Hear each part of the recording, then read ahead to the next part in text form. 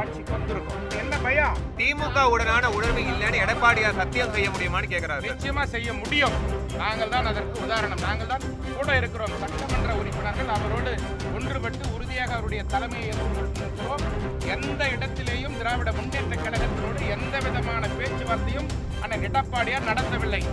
இது 100% உண்மை. அதாவது அந்தந்த மாவட்டத்தில் இருக்கிற மாவட்ட செயலாளர்கள் யாரை பரிந்துரை பண்ணாங்களோ அவங்கள தான் வேட்பாளராக எடப்பாடியார் அறிவித்தார். அப்போ மாவட்ட செயலாளர் சொல்கிற வேட்பாளர் தகுதியான வேட்பாளர் இருந்தால் ஏன் அவங்க தோல்வி அடைய போகிறாங்க? நான் பரிந்துரை சென்ன செங்கம் வேட்பாளர் தகுதியான வேட்பாளர்ன்றதுனால எடப்பாடியார் அவரை வேட்பாளர் அறிவித்தார். அந்த வேட்பாளர் வெற்றி பெறாரு. அதுக்கு நாங்கள் எல்லாம் ஒற்றுமையாக வேலை செஞ்சு ஜெயிக்க வச்சோம். அந்தந்த மாவட்டத்தில் அவங்கவுங்க ஒற்றுமையாக வேலை செஞ்சுருந்தால் நிச்சயமாக அந்த கட்சி ஆட்சிக்கு வந்திருக்கும். தலைமை கழகத்தில் அந்தந்த மாவட்டத்தில் இருக்கிற எல்லாரையும் கூப்பிட்றாங்க, எல்லாருக்கும் பொறுப்பு போட்டுக்கிறாங்க. எல்லா எம்எல்ஏயும் கூப்பிட்டாங்க, எல்லா எம்பியும் கூப்பிட்டாங்க. மாவட்ட செயலாளர்கள், ஒன்றிய செயலாளர்கள், நகர செயலாளர்கள், செயற்குழு பொதுக்குழு உறுப்பினர்கள் உட்பட கழகத்தினுடைய சார்பணி நிர்வாகிகள் உட்பட அனைவரையும் கூப்பிட்றாங்க.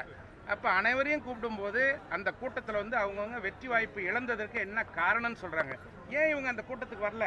வந்து சொல்லணும் இல்லையா? பொதுச் செயலாளர்கிட்ட தானே தங்களுடைய வெற்றி வாய்ப்பு ஏன் இழந்தது இந்த கட்சியில் இருக்கிறவங்க, உறுப்பினராக இருக்கிறவங்க, நிர்வாகிகளாக இருக்கிறவங்க பதில் சொல்ல முடியும். ஏன் அந்த கூட்டத்துக்கு இவங்கெல்லாம் வரல? என்ன பயம்? ஏன் வரல? அந்தந்த மாவட்டத்தில் இருக்கிற நிர்வாகிகள், ஒன்றிய செயலாளர்கள், நகர செயலாளர்கள் இவர்கள் மீது குற்றம் சொல்வார்கள் என்று பயந்து அந்த கூட்டத்திற்கு வரவில்லை. பொதுச் செயலாளர்கள் கூட்டிய கூட்டத்திற்கு வருவதற்கு உங்களுக்கு என்ன பயம்? ஏன் வரவில்லை? செய்த தவறுகளை மறைப்பதற்காக பொதுச் செயலாளர்கள் மீது தொடர்ந்து குற்றம் சொல்லி வருகிறார்கள். இது கண்டிக்கத்தக்கது. திமுக உடனான உணர்வு இல்லைன்னு எடப்பாடியார் சத்தியம் செய்ய முடியுமான்னு கேட்கிறாரு. நிச்சயமா செய்ய முடியும்.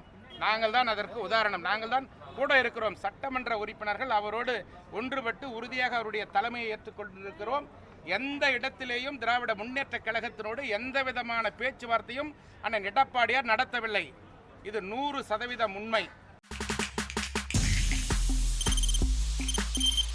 தவிர்க்க முடியாத தம்ப்நெயில்ஸ், கலக்கலான கண்டென்ட்ஸ், சினிமாவும் சீரியஸ் பிரச்சனைகளும், பல வருடங்கள் இடைவெளிக்கு பிறகு இந்த படத்துல ஒரு கலகலப்பும் கைகலப்பும்,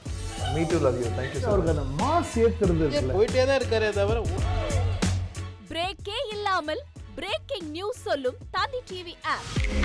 இன்ஸ்டா தலைமுறை வரை இறங்கி அடிக்கும் தந்தி டிவியின் டிஜிட்டல் எக்ஸ்க்ளூசிவ். அது தண்ணிக்குள்ள போகும்போது ஹேங் ஆயிடுச்சு.